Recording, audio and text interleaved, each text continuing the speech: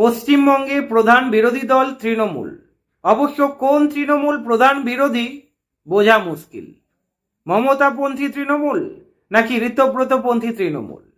আচ্ছা, আপনাদেরকে প্রশ্ন রাখছি, এই ঋতব্রতপন্থী তৃণমূল বলুন বা মমতাপন্থী তৃণমূল বলুন, এই দলগুলো কি সত্যিই বিরোধী দলের ভূমিকা পালন করছে? প্রধান বিরোধী দলের যে ভূমিকা হওয়া উচিত সেই ভূমিকায় কি দেখা গিয়েছে? সিপিআইএম একটা আসন পেয়েছে, বামেরা একটা আসন পেয়েছে, কিন্তু আমরা দেখতে পাচ্ছি প্রধান বিরোধী দলের ভূমিকা এই বামেরাই পালন করছে। তর্ক করতে চান, বোঝাতে চান কোথায় বাম? বাম তো শূন্য, মহাশূন্য, আরো শূন্যে যাবে। আচ্ছা বলুন তো, এই 2 মাসের মধ্যে যে কোনো একটা ইস্যু তুলে নিন, কারা মাঠে ময়দানে কোর্টে ছিল? ইভেন তৃণমূলের অনেক কর্মী নেতারাও বলা শুরু করে ফেলেছে বামেরা আন্দোলন করছে, বামেরা লড়াই করছে, আর তৃণমূল কোথায়? বাংলার মানুষ তৃণমূলকে 80খানা এমএলএ দিয়েছে, আর 80খানা এমএলএ দেওয়ার পরে বাংলার মানুষ কি পেল? আমরা দেখলাম বারুইপুরের ঘটনায় ঋতব্রতপন্থীর দল গেল, ইভেন ঋতব্রত নিজেও গিয়েছিলেন, ঋতব্রতকে চোর চোর স্লোগান শুনতে হলো। সায়নী ঘোষ, যিনি এখন মমতা ব্যানার্জির বিরুদ্ধে, একটা সময় দেখেছি মমতা ব্যানার্জির পুরো কপি করতেন, ওনার মতো জুতো পরতেন, ওনার মতো শাড়ি পরতেন, কথায় কথায় মমতা ব্যানার্জিকে টানতেন। মানে মমতা ব্যানার্জি এমন একটা জায়গা তৈরি করেছিলেন ওনার মধ্যে, যেন মনে হচ্ছিল যেন মমতা ব্যানার্জি ওনার আইডিয়াল। কিন্তু সত্যিই কি তাই? কিন্তু ভোট পরে কি দেখলাম, যখন তৃণমূল হেরে গেল, আমরা দেখলাম পুরোটাই নাটক ছিল। সেই সায়নী ঘোষকেও কিন্তু চোর চোর স্লোগান শুনতে হয়েছে। তার মানে বাংলার মানুষ তৃণমূলকে কি পছন্দ করছে? এরপরে উপনির্বাচন রয়েছে, পৌর নির্বাচন রয়েছে, 2028-এ পঞ্চায়েত নির্বাচন রয়েছে। সেই নির্বাচনে আমরা যদি দেখি বামেরা দ্বিতীয় স্থানে উঠে এসেছে, একদমই অবাক হবেন না, কারণ বামেরা মানুষের সঙ্গে টাচে রয়েছে। প্রধান বিরোধী দলের যেই কাজটা, সেই কাজটা কিন্তু বামেরাই করছে, এটা অস্বীকার করার জায়গা নেই। সেটা হকার্স উচ্ছেদ বলুন বা বুলডোজার বলুন, বামেরা স্টে অর্ডার এনেছে। আর হকার্স উচ্ছেদ নিয়ে বামেরা যেভাবে গোটা বাংলা জুড়ে আন্দোলন করেছে, আপনারা নিশ্চয়ই সোশ্যাল মিডিয়া দেখেছেন, এবং সোশ্যাল মিডিয়া দেখলেই বুঝতে পারবেন। এবং এরপরে যা নির্বাচন হবে, সেই নির্বাচনগুলোতে বামেরা যদি সেকেন্ড পজিশনে থাকে, অবাক হবেন না।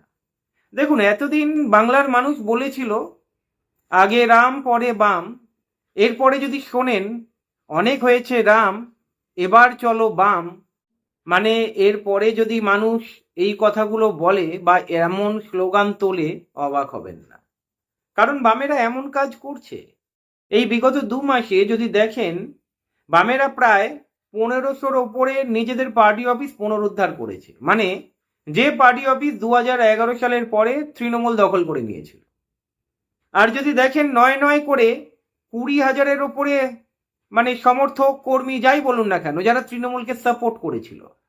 একটা সময় তারা ফরওয়ার্ড ব্লকে ছিল, একটা সময় আরএসপি কে সাপোর্ট করতো বা সিপিআইএম কে সাপোর্ট করতো, সিপিআই কে সাপোর্ট করতো, মূলত বাম দলগুলোকে সাপোর্ট করতো। তৃণমূল গায়েব, তাদের জানি না ভয় ভীতু দেখিয়ে তৃণমূল দলে আটকে রেখেছিল কিনা, তারা কিন্তু বামে ফেরা শুরু করে দিয়েছে। প্রতিটা দিন দেখুন, পশ্চিমবঙ্গের বিভিন্ন বিধানসভা কেন্দ্র থেকে, বিভিন্ন ব্লক থেকে বিভিন্ন বাম দলগুলোতে যোগদান করছে। ইভেন আরএসপি কে যদি দেখেন, রেজিনগর, নওদা, দক্ষিণ দিনাজপুরের বিভিন্ন অংশে যেভাবে সক্রিয় ভূমিকা পালন করছে, যেভাবে মিছিল প্রোগ্রাম করছে, প্রতিবাদ করছে, আপনারাও সোশ্যাল মিডিয়া ঘাটেন, আপনারা দেখবেন। তার মানে এখান থেকে বোঝা যায় শক্তি বেড়েছে।